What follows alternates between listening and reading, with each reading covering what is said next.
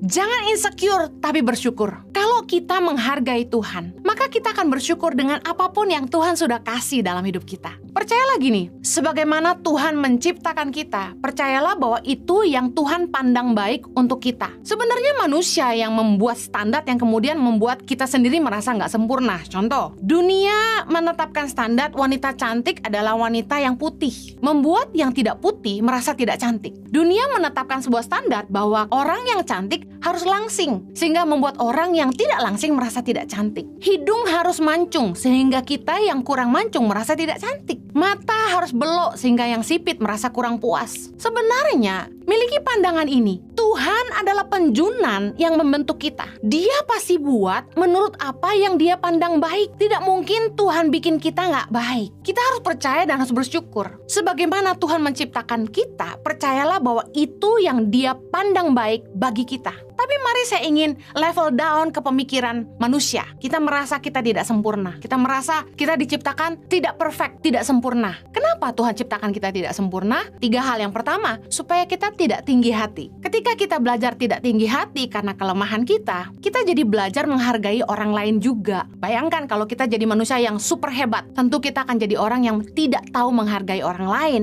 dengan kehebatan yang mereka punya. Setiap kita punya kekuatan yang berbeda, setiap kita punya kelebihan masing-masing, kita harus belajar menghargai orang lain juga. Dengan ketidaksempurnaan kita jadi belajar tidak tinggi hati. Yang kedua, kenapa Tuhan menciptakan kita tidak sempurna? Supaya kita bekerja sama. Kelemahan kita menunjukkan siapa yang kita butuh untuk menolong dan melengkapi kita. Hidup ini harus saling berbagi, saling melengkapi. Bukankah begitu kita membutuhkan pasangan untuk melengkapi hidup kita, membutuhkan orang lain di sekitar kita? Karena kita tidak sempurna, kita butuh mereka. Bayangkan kalau kita bisa mengerjakan semuanya tanpa orang lain, kita nggak mungkin kerja sama. Saya punya keterbatasan, karena itu saya butuh bantuan. Tuhan menciptakan kita tidak sempurna supaya kita butuh yang lain juga. Kita bisa belajar bekerja sama. Yang ketiga, supaya kita belajar mengandalkan Tuhan. Semua orang pasti punya kelemahan, karena itu kita butuh Tuhan. Ingat, salah satu malaikat Tuhan yang merasa diri sempurna, dia tinggi hati lalu jatuh. Kita bersyukur karena kelemahan kita